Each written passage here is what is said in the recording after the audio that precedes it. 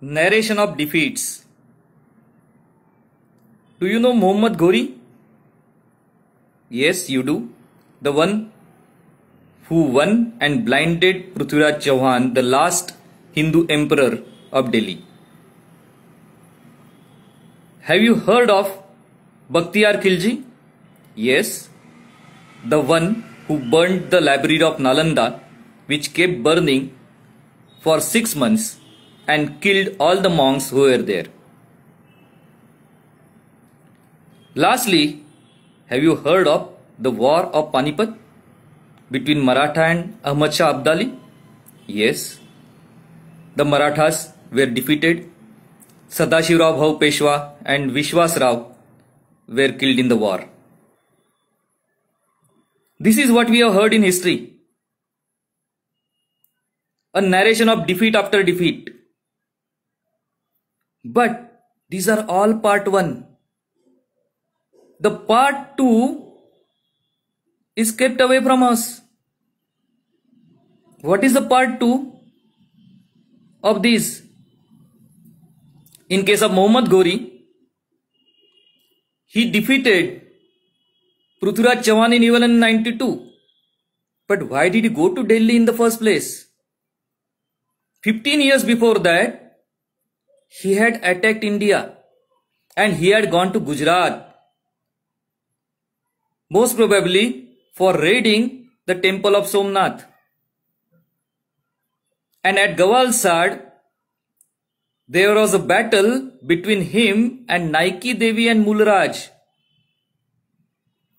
This Naiki Devi was a princess from Goa, married in Gujarat. Her husband died young and her child Mulraj was about 7 or 8 years old. And she not only fought Muhammad Ghori, but handed him such a resounding defeat that he went back to Ghor and did not come back for 15 years. And when he came back, he did not come the way of Gujarat. He went to Delhi through the Khyber Pass. Let's come to Bakhtiyar Khilji. We know about the destruction of Nalanda. Emboldened by this, Bakhtiyar Khilji attacked Kamrup, now in Assam. The king of Kamrup, Prithviraj, allowed him to come deep into Kamrup area. He burnt out his own villages and retreated into the insides of the deep jungle. As Bakhtiyar Khilji entered the valleys of Assam, he was surrounded from all sides, especially from rivers. And the Assamese warriors were expert river warriors. Not only they surrounded Bakhtiyar Khilji, they defeated him decisively. Bakhtiyar Khilji, with barely 100 of his soldiers, could escape. And he was so frustrated and afraid after this incident that he never went to war again in his life and was assassinated 2 years later. Now let us come to the third one, the battle of Panipat between Ahmad Shah Abdali, a Pathan Rohilla, and the Maratha forces. That was in 1761.